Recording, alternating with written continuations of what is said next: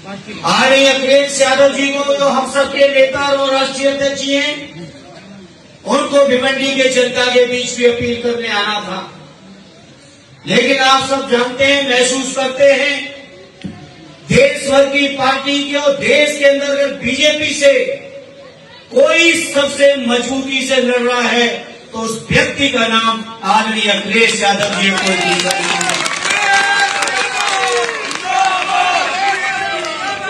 पूरे देश के अंदर लड़ाई लड़नी पड़ रही है और मैं समझता हूं उत्तर प्रदेश के अंदर तो हम लोगों ने बीजेपी को हराया ही है।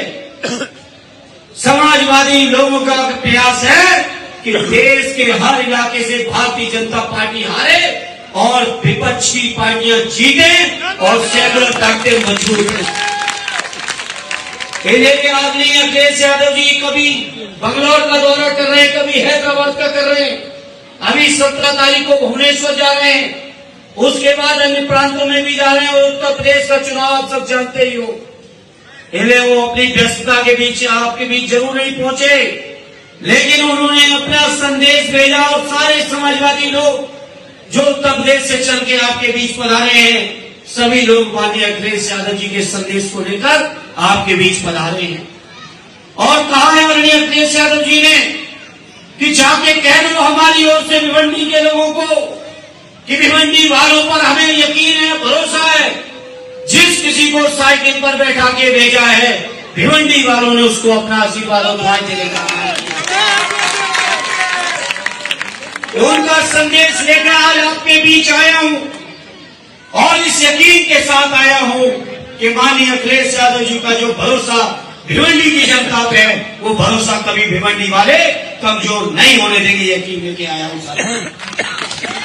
ऐसे आज इस मौके पर मैं कहना चाहता हूं, महाराष्ट्र के चुनाव में पिछले 3 दिनों से मैं कई जगह जाने का मौका मिला, लेकिन मौलाना साहब जो महाराष्ट्र में देखने को मिला वो देश में कहीं देखने को नहीं मौका मिला।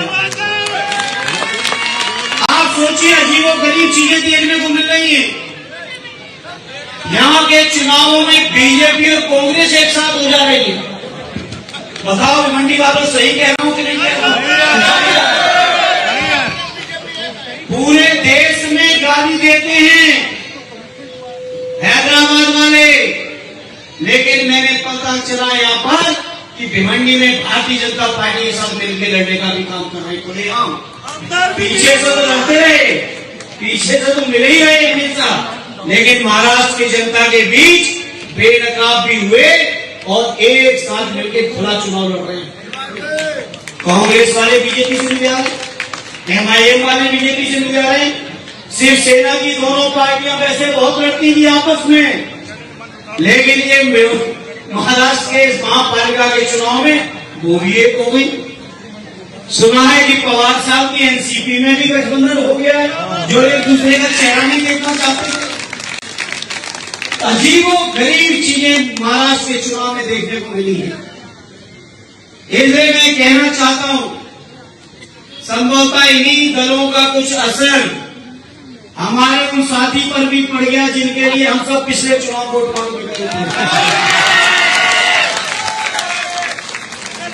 और माननीय अखिलेश जी की अपील पर, निवेदन पर आपने ऐतिहासिक चोटों से चुनाव जिता के यहां से भेजा था, लेकिन वो भी नजर इन्हीं के संग रंग में रंग कहीं मिला लिए।